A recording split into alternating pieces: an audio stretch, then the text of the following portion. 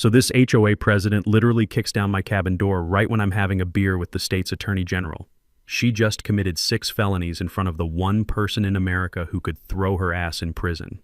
I'm talking full-on wood splintering, designer heels clicking on broken glass, the whole 9 yards. This woman in her $1,000 blazer, reeking of that aggressive perfume that probably costs more than my truck payment, storms into my grandfather's cabin screaming about violations and jurisdiction like she owns the place. Zero clue who she just barged in on. Zero clue she's live streaming her own arrest warrant to 3,000 followers. 6 months earlier, I thought Karen was just your typical power-drunk neighbor. Turns out she was running a $250,000 embezzlement scheme, and I was about to accidentally burn her entire criminal empire to the ground. What would you do if some HOA psychopath invaded your private property during the most important meeting of your life? Drop a comment below and tell me where you're watching from.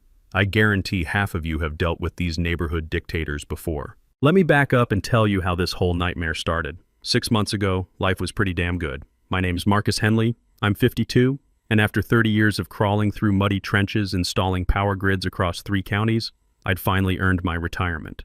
The crown jewel? My grandfather's fishing cabin on Clearwater Lake. 2 acres of pure heaven that old Pop bought back in 1963 for $800. Can you believe that? $800 for lakefront property that's now worth more than most people's houses. This wasn't some fancy McMansion, mind you. We're talking hand-hewn logs, a stone fireplace that Pop built with his own calloused hands, and a screened porch that creaked in all the right places. I'd kept it completely off-grid by choice. Solar panels humming quietly on the roof, well water that tasted like childhood memories, and a septic system that actually worked better than most city setups. The morning mist rising off the lake each day reminded me why Pop chose this spot. He used to say the land picks you, not the other way around. Smart man. He also used to say, Marcus, when someone wants your land real bad, find out why, because it's usually worth more than they're telling you. Then she showed up. Delilah Cromwell, though everyone just called her that HOA psycho, rolled into our peaceful lake community like a tornado in designer clothing. 58 years old, fresh from some California subdivision where apparently being neighborhood dictator was a full-time career. She drove this pearl-white Escalade with vanity plates that read Rule 1, I kid you not, and wore her HOA president badge on her blazer like it was a sheriff's star. The woman had one mission in life: transform our rustic lakefront into what she called an upscale resort community. But here's what I didn't know then. 3 elderly couples had already sold their cabins to interested buyers within 2 months of her arrival. Funny coincidence, right? Her first act of war came on a Tuesday morning. I'm sitting on Pop's porch, drinking coffee and watching a pair of loons teach their babies to dive, when I hear these sharp clicking sounds on my wooden dock. Designer heels. At 7 a.m., on my private property. 10 minutes later, she's taping this official-looking notice to my screen door. Violation citation. Unsightly dock structure damaging community property values. Fine, $500. Compliance required within 72 hours or daily penalties will accrue. I had to read it twice. My weathered dock, the same one Pop and I had reinforced together when I was 12, was apparently an eyesore threatening the entire neighborhood's real estate market. Being a reasonable guy, I walked over to explain that my property actually predates the HOA by about 40 years. You know what she said to me? Standing there in my own driveway, hands on her hips like she owned the place. Everyone on this lake answers to me, sweetie. Ask the Hendersons how well fighting me worked out for them. The Hendersons. My elderly neighbors who'd mysteriously decided to downsize last month after living here for 23 years. The pieces weren't clicking yet, but something cold settled in my stomach. That's when she started her photography session, circling my cabin like a real estate appraiser, snapping pictures of my solar panels, my vegetable garden, even my grandfather's hand-carved porch railings. The smell of her chemical air freshener wafting from that idling Escalade made me want to gag. By the end of the week, I had 3 more citations. Each one came with escalating fines. Each one made it crystal clear that Delilah Cromwell had declared war on everything my family had built on this land. I figured I was dealing with your typical power-tripping neighbor. Annoying, sure, but manageable. What I didn't know was that I'd just painted a target on my back in a game much bigger and more dangerous than petty HOA politics. Pop's words echoed in my head. Find out why they want your land. I was about to find out why, and it would change everything. Karen didn't waste time escalating to the big guns. 3 days after my compliance deadline passed, because seriously, I wasn't tearing down Pop's dock for some wannabe dictator, a certified letter arrived that made my coffee taste like ash. Cease and desist. Violation of community waterway regulations. The letterhead read Blackstone, Meyer and Associates, one of those fancy law firms where the partners probably charge more per hour than I made in a month. The legal gibberish basically said my dock was illegally extending into community waterway and I owed $3,000 in retroactive violation fees. Plus, they were threatening to slap a lien on my property if I didn't pay up within 10 days. My first instinct was panic. These people had lawyers, I had a toolbox and a bad attitude. But then I remembered something Pop always drummed into me during those long fishing afternoons. Marcus, when someone's trying to legal talk you out of your land, the real truth is always in the county records. Never trust what they tell you, go find the actual papers. So I drove down to the county courthouse, that musty basement where all the important stuff gets buried under decades of bureaucratic dust. The clerk, a sweet lady named Betty who remembered Pop from his fishing tournament days, helped me pull the original property surveys. I'd learned this trick from my union days. Always check the source documents before some suit tries to buffalo you with fancy letterhead. What I found made my blood boil. My grandfather's lot didn't just go to the water's edge, it included 50 feet into the lake. The deed, stamped and official from 1963, was crystal clear. That dock wasn't trespassing on community property. It was sitting smack dab in the middle of my lake. But here's the real kicker. The HOA wasn't established until 1998, 35 years after Pop bought his land. I remembered my old foreman always saying that older properties often have rights that newer developments can't touch. Something about grandfathered exemptions that trump any neighborhood association nonsense. Armed with copies of everything, I marched back to my cabin feeling pretty damn proud of myself. That satisfaction lasted exactly until I tried to leave for groceries and found Karen's Escalade parked sideways across my driveway. Not beside it, not near it, directly blocking it, like she was conducting some kind of one-woman traffic stop. When I knocked on her window, she rolled it down just enough to speak through the gap. "Oh, Marcus, I'm just reviewing the community parking regulations. This might take a while." The mechanical hum of her idling engine mixed with that sickly sweet air freshener created this surreal bubble of passive-aggressive insanity. Here I was, a grown man who'd built half the county's electrical infrastructure, being held hostage in my own driveway by a suburban soccer mom with a power complex. But Karen was just getting warmed up. Within a week, she'd organized something called the Lakeside Beautification Committee, which sounds nice until you realize it was basically a hit squad targeting anyone who didn't fit her country club vision. Suddenly, neighbors who'd waved at me for years were crossing the street to avoid eye contact. Her Facebook posts were masterpieces of passive-aggressive warfare, concerned about eyesore properties affecting all our home values. Some people just don't care about the community, lakeside strong, property values. The comments section turned into a feeding frenzy. People I'd known for decades were suddenly experts on property law, parroting Karen's talking points like she was some kind of real estate prophet. 3 of my neighbors actually apologized to me privately. Tom and Susan Martinez pulled me aside during my evening walk and confessed that Karen had strongly suggested they complain about my property or face their own citation blitz. Apparently, she'd already targeted old Mr. Peterson for having non-regulation window boxes and threatened the young couple with the baby over their unsightly playground equipment. "She's got something on everyone," Tom whispered, glancing around like Karen might be hiding in the bushes with a camera. "Her husband works up at the state capitol. Connected, you know, political stuff." That hit me like a cold slap. This wasn't just neighborhood drama anymore. This woman had reach beyond our little lake community. That night, I found orange spray paint covering my mailbox, bright, aggressive strokes that spelled out "comply or leave."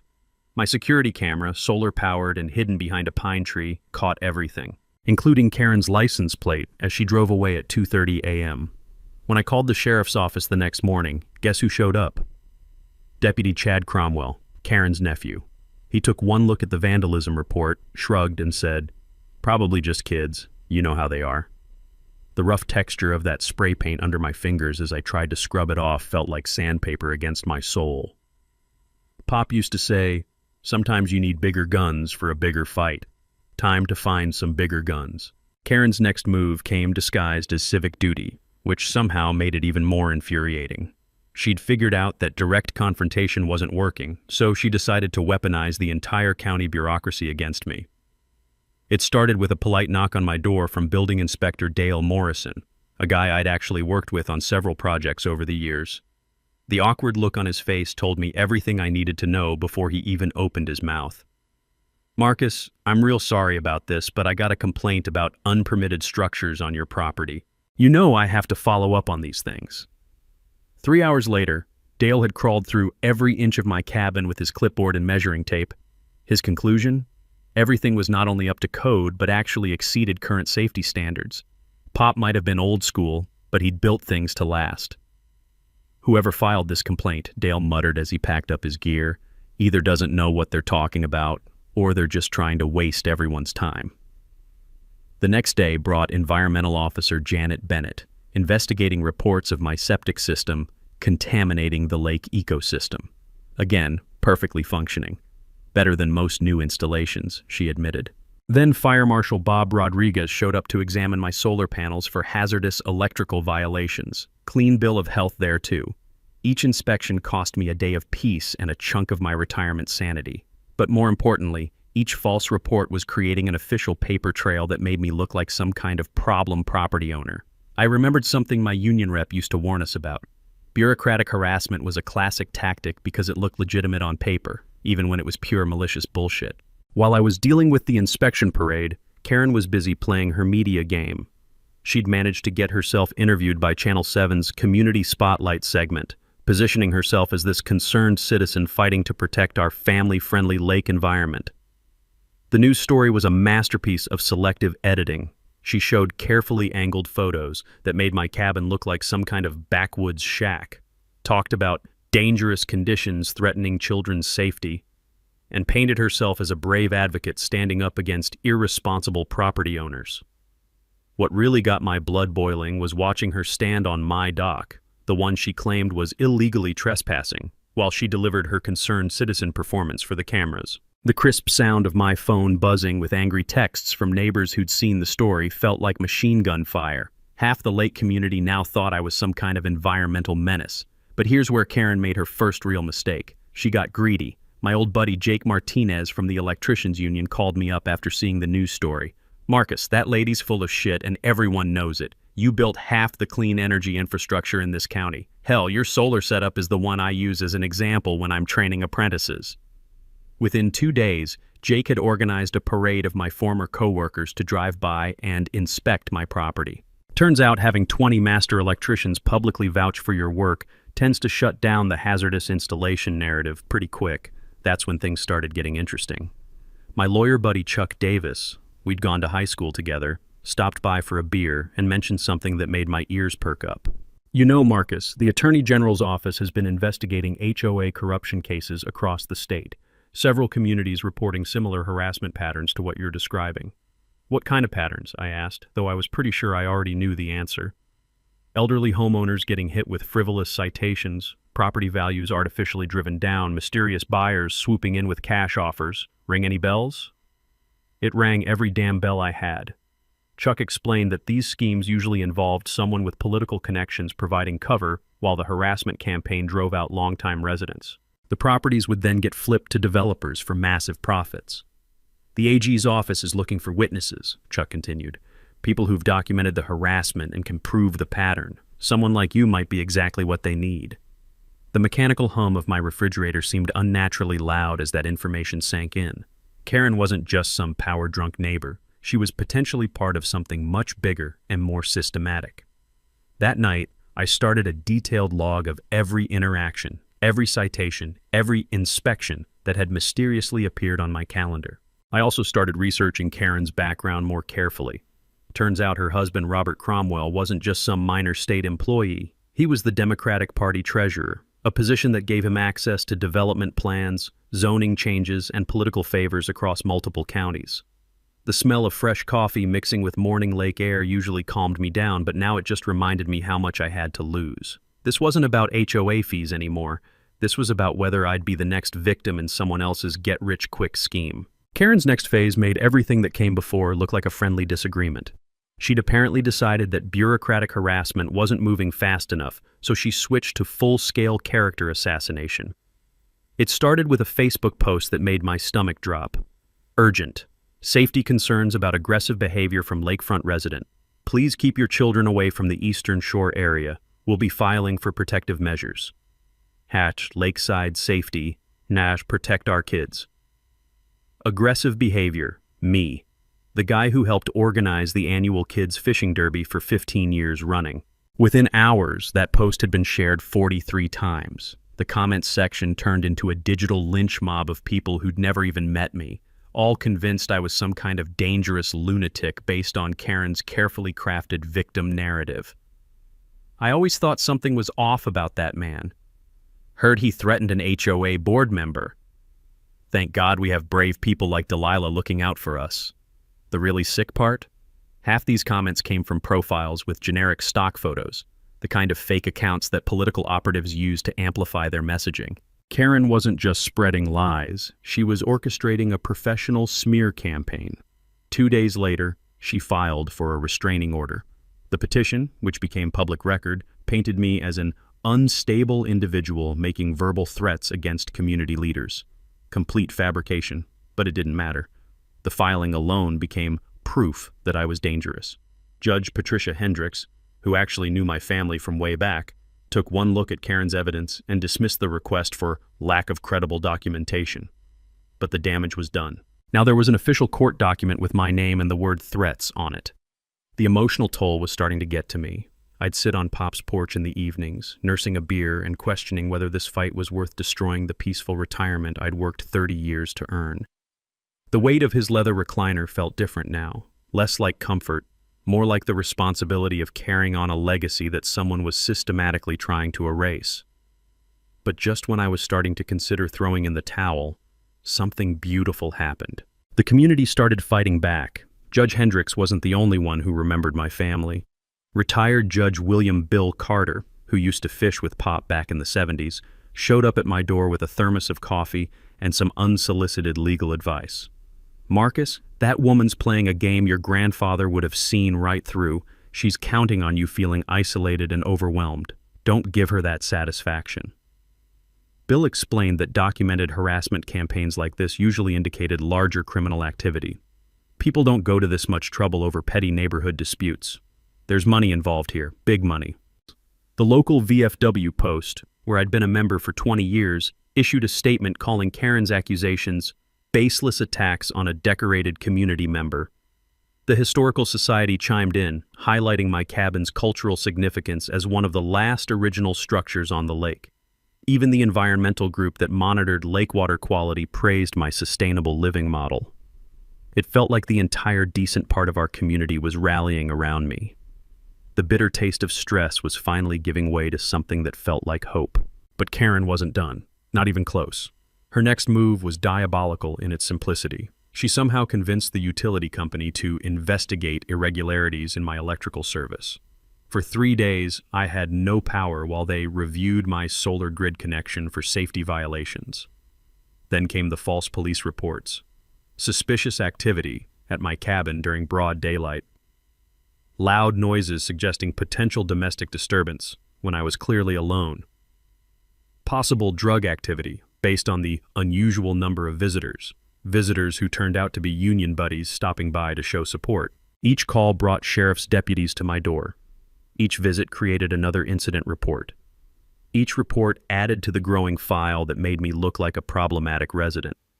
The most infuriating part was that Deputy Chad Cromwell was usually the responding officer. He'd show up, ask a few perfunctory questions, and leave with this smirk that said he knew exactly what his aunt was doing.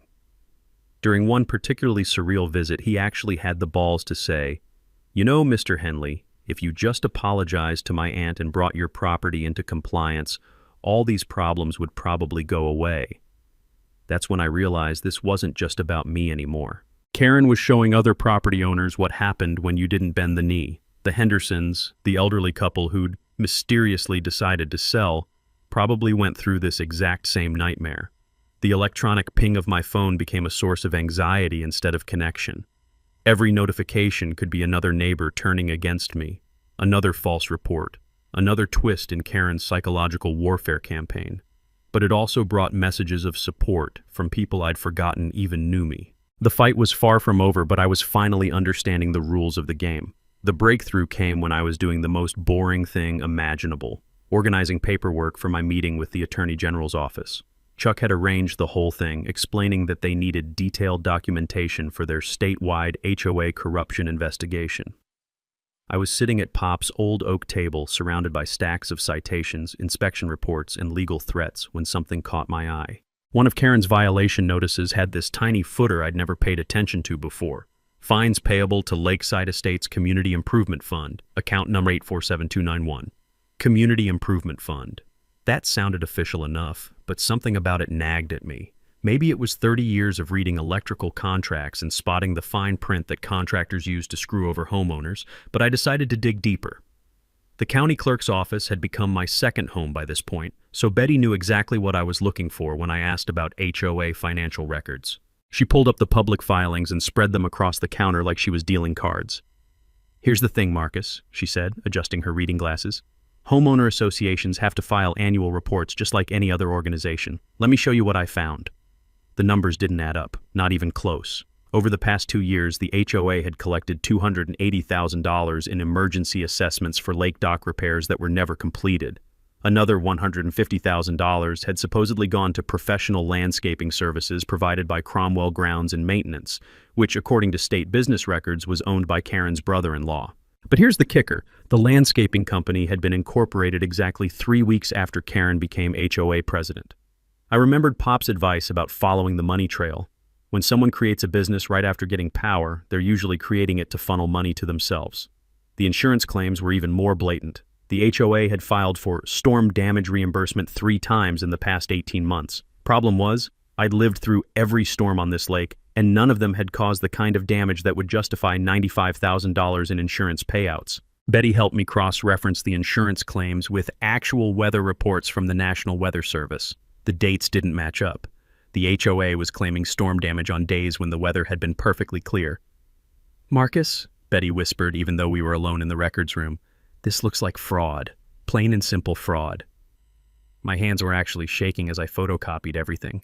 The smooth feel of those document pages felt like holding evidence that could change everything. This wasn't just harassment anymore, this was organized theft from the entire lake community. The property management fees were the final piece of the puzzle. The HOA was paying $5,000 monthly to something called Clearwater Property Solutions for administrative services. But when I looked up the business registration, the listed address was a P.O. box in the same postal district where Karen lived. Everything clicked into place like tumblers in a lock. Karen's harassment campaign wasn't just about power or personal spite. She was systematically driving down property values to enable a development scheme while simultaneously embezzling from the community fund. The elderly couples who'd sold their cabins hadn't just been harassed into leaving, they'd been forced to sell at below market prices because Karen's artificial property value concerns had scared off legitimate buyers. Those mysterious cash buyers were probably connected to the same development group that was benefiting from the embezzled funds. I thought about the Hendersons, probably counting their pennies in some cramped apartment, never knowing they'd been robbed twice. Once when they sold their dream home for peanuts, and again through the fees they'd paid into Karen's slush fund. The taste of black coffee had never been so bitter. This wasn't just about my cabin anymore. Karen had been stealing from everyone, including the neighbors she'd convinced to turn against me. Pop always said that when you find corruption, it's usually bigger than you think. He was right. Karen wasn't just running an HOA, she was running a criminal enterprise. And I was about to hand the evidence to the one person in the state who could shut it down permanently. That night, I transformed Pop's back bedroom into something that looked like a police investigation unit. Maps of the lake property spread across the walls showing original boundaries versus current HOA claims. Timeline charts tracking Karen's harassment campaign alongside suspicious financial transactions. Photos, recordings, and documents organized by potential criminal charges. I felt like one of those TV detectives, except instead of hunting serial killers, I was hunting suburban embezzlers. The Attorney General's office had assigned 2 prosecutors to my case, Sarah Mitchell and David Bennett, who arrived the next morning looking like they meant business. Sarah was this sharp-eyed woman in her 40s who reminded me of the safety inspectors who used to keep us honest on job sites. David was younger, maybe early 30s, but he had this quiet intensity that suggested he'd already sent plenty of white-collar criminals to prison. "Mr. Henley," Sarah said, spreading the financial documents across Pop's dining table, "what you've uncovered here goes way beyond simple HOA harassment. This is systematic fraud that could impact dozens of families." David pulled out a tablet and started connecting dots I hadn't even seen. "We've been investigating similar schemes in 4 other counties. The pattern is always the same. Politically connected individuals use HOA positions to manipulate property values while embezzling community funds." That's when they told me about the FBI involvement. Agent Rebecca Torres from the White Collar Crime Unit had been tracking development fraud across the region. Apparently, my documentation was the missing piece that could tie together multiple ongoing investigations.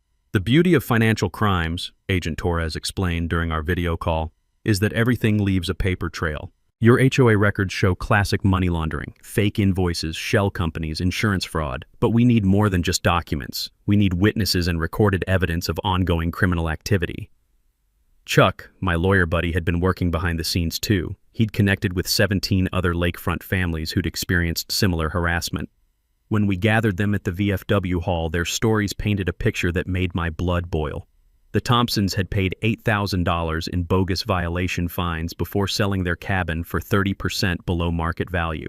The Garcias had been hit with emergency assessments totaling $12,000 for lake improvements that never materialized. Old Mrs. Patterson had been so intimidated by Karen's legal threats that she'd moved in with her daughter in Florida, abandoning the home where she'd lived for 43 years. Every story followed the same playbook: escalating harassment, manufactured violations, pressure to sell.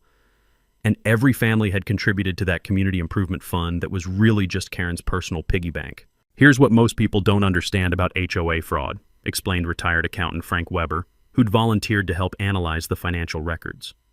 "Homeowner associations are required to file Form 1120 tax returns annually if they meet certain income thresholds. Legitimate organizations file religiously. Corrupt ones usually don't, because honest accounting would expose their theft. Frank had discovered that our HOA hadn't filed proper tax returns in over 2 years, despite collecting hundreds of thousands in fees and assessments. That single fact could trigger federal tax evasion charges on top of everything else. The technical strategy session felt like planning a military operation.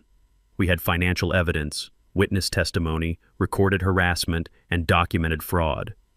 But Agent Torres wanted something bigger. She wanted to catch Karen in the act of actively committing crimes. "The best way to build an airtight case," she explained, "is to create a situation where the suspect's criminal behavior is captured by law enforcement in real time. We need her to incriminate herself on camera." That's when Chuck suggested the perfect setup. "The Attorney General has been looking for an opportunity to announce new HOA reform legislation.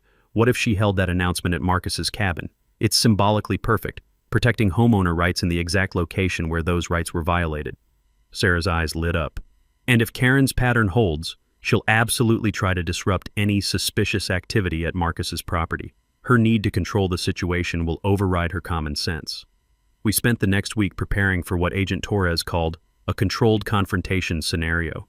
Professional recording equipment hidden throughout my cabin, undercover officers positioned around the lake. Multiple law enforcement agencies coordinated for rapid response. The community coalition had grown too. Local media was alerted to potential breaking news. Social media campaigns were ready to counter any false narratives Karen might try to spin. Support networks were activated for the post-confrontation period. My old union training kicked in. When you're planning a complex job, you prepare for every possible scenario and always have backup systems. We had backup plans for the backup plans. The trap was set. Karen's pattern of behavior was so predictable that we could practically script her next move. All we had to do was wait for her to kick down the door, literally.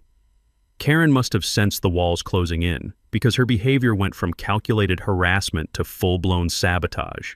It was like watching a cornered animal lash out in every direction, getting more dangerous as her options disappeared. The first sign was my solar panels mysteriously malfunctioning on a Tuesday morning. I'd wake up to dead batteries and error codes flashing on the inverter display. When my electrician buddy Jake came out to investigate, he found clear evidence of tampering, wire connections loosened just enough to disrupt the system without causing obvious damage. Marcus, this is professional-level sabotage, Jake said, photographing the evidence with his phone. Whoever did this knows electrical systems. They wanted to cause problems without leaving obvious fingerprints. But Jake was smarter than Karen gave him credit for. He'd installed a hidden security camera near the electrical panel after the first incident. 2 nights later, we caught her red-handed, creeping around my property at 3 a.m. with a screwdriver and wire cutters. The footage was crystal clear. Karen Cromwell, HOA president and upstanding community member, vandalizing private property under cover of darkness. The acrid smell of her cigarette smoke lingered in the morning air, mixing with the pine scent that usually made me feel peaceful. Next came my boat dock.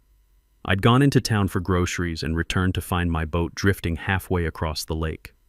The heavy-duty chains I'd used to secure it had been cut with bolt cutters. Clean, deliberate cuts that left metal shavings scattered across the dock planks. That boat had been Pop's pride and joy, a 1978 bass boat that still ran like a dream. Finding it bumping against the opposite shore, its hull scratched from the rocks, felt like someone had desecrated his grave. But Karen's biggest mistake was going after my septic system. I'd just passed a county inspection with flying colors, but suddenly my perfectly functioning system started backing up. The smell was horrific, that combination of sewage and chemical additives that made your eyes water from 50 feet away. When the emergency septic service arrived, they found industrial-grade drain cleaner had been poured down my system, killing all the beneficial bacteria and creating a toxic mess. "This is deliberate sabotage," the technician explained, holding up soil samples that showed chemical contamination. "Someone pumped commercial-grade acids into your system. This stuff costs serious money and requires specialized knowledge to use." The repair bill was $3,200. But more importantly, the chemical analysis provided forensic evidence that this wasn't random vandalism. It was calculated destruction requiring insider knowledge of septic systems. While I was dealing with sewage backup, Karen was orchestrating her media blitz. Anonymous accounts flooded social media with posts about my ongoing property violations and deteriorating conditions threatening neighborhood safety. The bots were so obvious it was almost comical. Dozens of profiles with generic names posting identical complaints within minutes of each other. She'd also ramped up the intimidation network. Deputy Chad Cromwell's patrol presence increased dramatically. He'd cruise by my cabin 4 or 5 times per day, always slowing down just enough to make his surveillance obvious. Sometimes he'd sit in my driveway for 20 minutes, running license plates of anyone who visited. The building inspector suddenly found code violations in work that had passed inspection just weeks before. The fire marshal received anonymous tips about fire hazards that didn't exist. Environmental services got reports about illegal dumping in areas of my property they'd already cleared. It was death by 1,000 cuts, designed to exhaust my resources and break my spirit through bureaucratic warfare. But I wasn't the only target anymore. Karen had started going after my supporters too. Jake's electrical contracting license was suddenly under review for safety violations. Bill Carter, the retired judge who'd been advising me, received a formal complaint with the State Bar Association about improper legal counsel to non-clients. The VFW Post found themselves facing a surprise fire safety inspection that threatened to shut down their weekly bingo nights. The Historical Society was hit with zoning complaints about their downtown office space. Karen was systematically attacking anyone who'd shown me support, sending a clear message: "Help Marcus Henley, and you'll become our next target." The psychological pressure was intense. Every morning brought new crises, new emergencies, new bureaucratic nightmares to navigate. The metallic taste of constant stress became as familiar as my morning coffee. But Karen's desperation was also creating opportunities. Each escalation was being documented by law enforcement.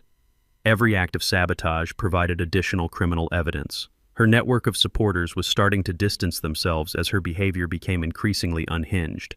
The Attorney General's office was watching everything, building an airtight case while Karen dug her hole deeper with every vengeful act. Agent Torres called it textbook criminal escalation. When perpetrators feel cornered, they often make increasingly reckless decisions that provide prosecutors with the evidence they need for conviction. Karen was walking straight into our trap, one sabotaged solar panel at a time. Karen's final play was so audacious it almost worked. She'd figured out through her husband's political connections that I wasn't just meeting with some random state official. I was meeting with Attorney General Patricia Williamson herself. And instead of backing down, Karen decided to go nuclear. Her plan was brilliant in its twisted logic. She would position herself as the victim of a political conspiracy, claiming that the state's top prosecutor was targeting her family for partisan reasons.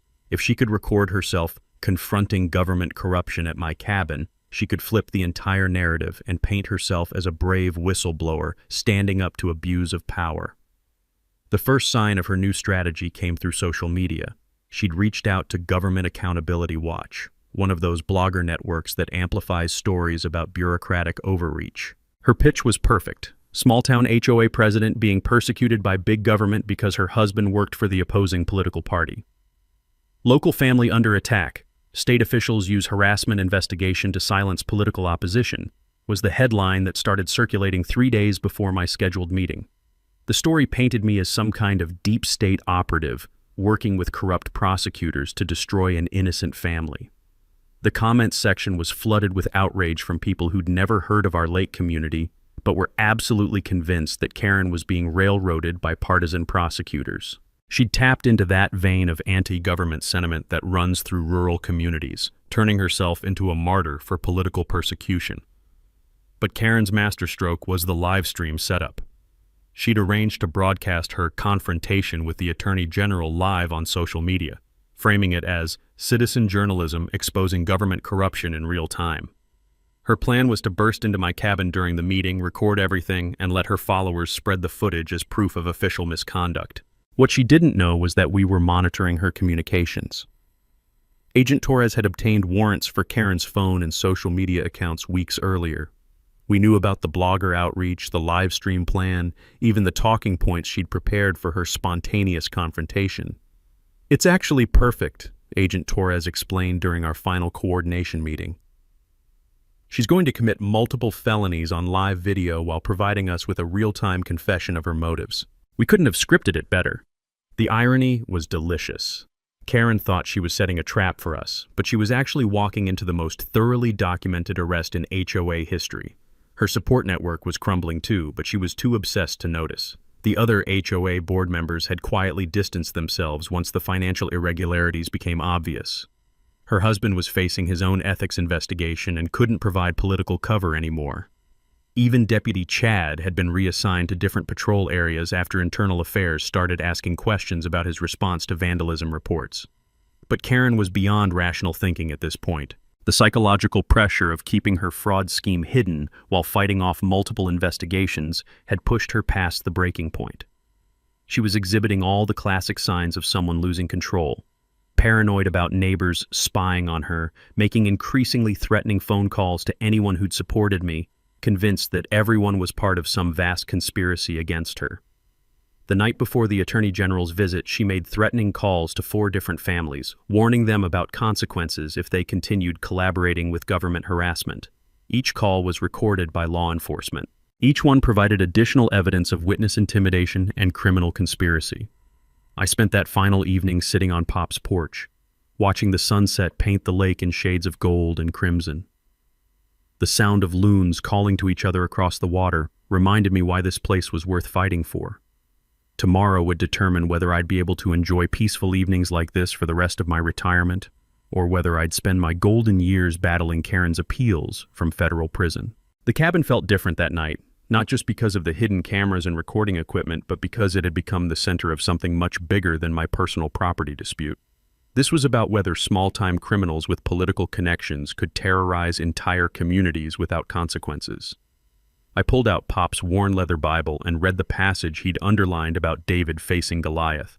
He'd written in the margin, "Sometimes the little guy wins because he's fighting for something bigger than himself." The morning would bring Karen's final desperate gambit. She'd storm through that door thinking she was about to destroy her enemies, never realizing she was about to destroy herself. The stage was set. The cameras were rolling. Law enforcement was in position. All we had to do was wait for Karen to provide the grand finale to her own criminal career.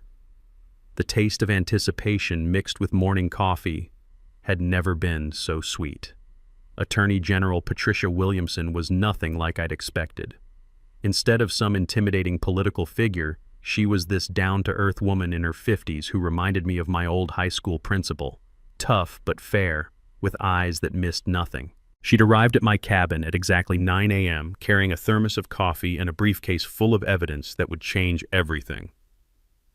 "Mr. Henley," she said, settling into Pop's old recliner like she belonged there, "your documentation has helped us build cases against HOA corruption rings in 6 counties. What you've uncovered here isn't just local fraud. It's part of a statewide pattern of organized theft." We were deep in discussion about the criminal charges when we heard it. The distinctive roar of Karen's Escalade pulling into my driveway way too fast, gravel spraying everywhere like she was conducting some kind of high-speed chase. Car doors slammed, multiple voices shouting instructions about camera angles and audio levels. Karen had brought her entire social media production crew for what she thought would be her moment of triumph. "Here we go," Agent Torres whispered into her earpiece from her hidden position behind my woodshed. Attorney General Williamson didn't even flinch. She just calmly continued taking notes about the financial evidence while Karen's voice got louder outside, working herself up into righteous fury for her live stream audience. "This is it, folks," Karen's voice carried clearly through my windows. "We're about to expose the corruption that's been targeting our family. The state's attorney general is illegally meeting with our harasser, probably planning more government persecution." The sound of her designer heels clicking aggressively across my wooden porch was like a countdown timer to disaster. For her disaster, not mine. Crash! The door exploded inward like she'd used a battering ram instead of her foot. Wood splintered everywhere. The Attorney General's coffee mug hit the floor with a ceramic crash that punctuated the moment perfectly. Karen stormed into my living room with her phone held high, live streaming everything, completely oblivious to the fact that she'd just committed criminal trespass, breaking and entering, and assault in front of the state's chief prosecutor. "I demand to know why the Attorney General is secretly meeting with this man," she screamed, waving her phone around like it was some kind of weapon. "This is government harassment, political persecution. I have rights." The look on her face when Attorney General Williamson calmly stood up and displayed her official identification was absolutely priceless. Karen's live stream captured the exact moment when her brain processed what had just happened. Total, frozen terror. "Mrs. Cromwell," the Attorney General said in that calm, professional tone that probably made hardened criminals wet themselves, "I am Patricia Williamson, Attorney General of this state. You have just committed multiple felonies in my presence, and your entire criminal performance is being recorded by both my office and your own social media broadcast."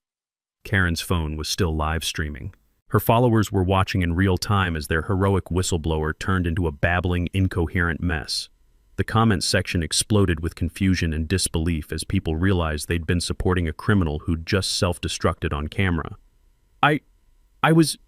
This is my community. I have jurisdiction here," Karen stammered, still somehow thinking her HOA badge gave her authority over state prosecutors.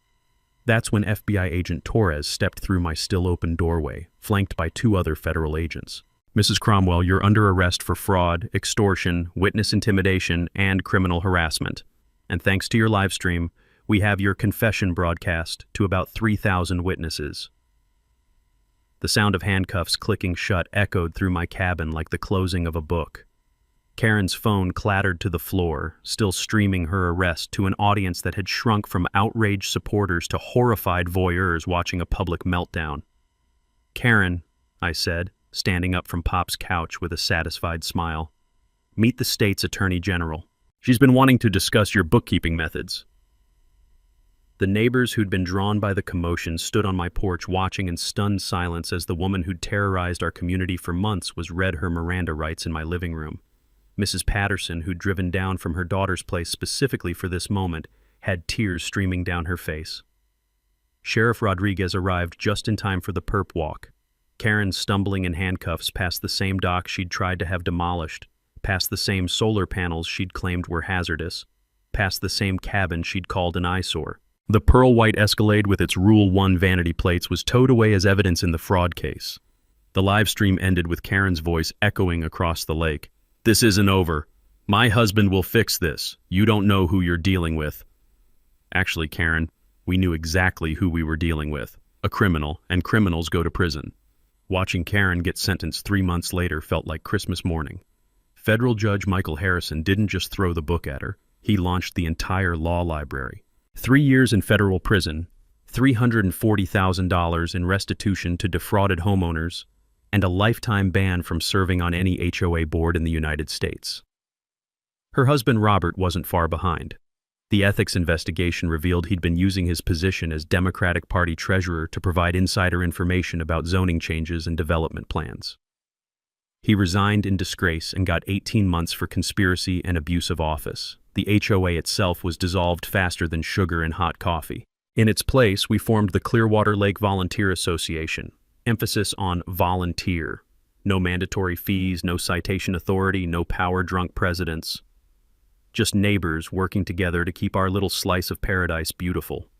My role in exposing the corruption scheme earned me something I never expected. Whistleblower compensation from the recovered fraud funds. Turns out, when you help the feds recover hundreds of thousands in stolen money, they're pretty generous with the rewards. That check for $45,000 felt like vindication for every sleepless night Karen had caused me. But the real victory was watching justice ripple outward. Attorney General Williamson used our case as the foundation for new state legislation that I still can't believe has my name on it. The Henley Act requires all HOAs to undergo annual independent financial audits and creates criminal penalties for harassment-based property manipulation schemes. 3 other counties used our evidence to prosecute similar fraud rings. Turns out, Karen's operation was part of a much larger network of politically connected criminals systematically robbing homeowners across rural communities. The FBI's final report identified over 24 related cases spanning 5 states. The families who'd been driven from their homes started coming back too. The Hendersons bought a beautiful new cabin 2 lots down from mine after their old property's fraudulent value concerns were legally voided. Mrs. Patterson moved back from Florida and threw a block party that lasted until sunrise. Property values didn't just recover, they soared. Turns out, when you remove the constant threat of harassment and fraudulent citations, people actually want to live in a peaceful lakefront community. Who would have thought? The transformation went beyond legal victories. Our little lake became a model for sustainable community living. My off-grid cabin, once Karen's target for eyesore citations, now hosts monthly tours for people interested in solar power and environmental stewardship. The State Environmental Agency featured us in their Renewable Energy Showcase program. I established the Pops Legacy Scholarship, using part of my whistleblower compensation. $500 grants for kids entering trade school programs. Pop always believed that working with your hands was the foundation of an honest life. Seemed fitting to help the next generation learn those same values. The annual Clearwater Lake Festival has become a regional attraction, raising money for veterans' housing assistance programs. Last year, we brought in enough to fund 3 tiny home projects for homeless vets. The sweet smell of barbecue and the sound of families laughing together replaced the toxic atmosphere Karen had created. But the best part? The quiet moments. I'm sitting on Pop's porch right now watching the sunset paint the lake in shades of gold and purple. The loons are calling to each other across the water, their voices echoing off the same hills where Pop taught me to fish 60 years ago. My solar panels hum peacefully on the roof, powering a life that's finally my own again. No more certified letters, no more inspection visits, no more designer heels clicking across my dock at dawn. Just the gentle lap of waves against weathered wood and the knowledge that sometimes, if you're stubborn enough and righteous enough, David really can beat Goliath. The documentary crew from Netflix finished filming here last month. HOA Hell, How One Man Took Down a Criminal Empire premieres next spring. They paid me enough to add a guest cabin where other harassment victims can stay while fighting their own battles. Because Karen wasn't unique. There are power-drunk HOA dictators in communities across America, terrorizing elderly homeowners and stealing from community funds. But now there's a roadmap for fighting back. Now I want to hear from you. Drop a comment sharing your own HOA nightmare. Trust me, you're not alone in this fight. These stories need to be told. Hit subscribe if you want more stories about everyday people taking down corrupt systems, because there's a lot more where this came from. Next week, I'm telling you about the city councilman who tried to shut down a veteran's food truck until the owner's Pentagon buddies decided to pay a visit. Thanks for hanging out with us on HOA Stories, where the HOA Karens meet their match. If this story had you cheering or cringing, go ahead and like the video, Drop a comment with your reaction and hit subscribe so you're ready for the next wild HOA tale.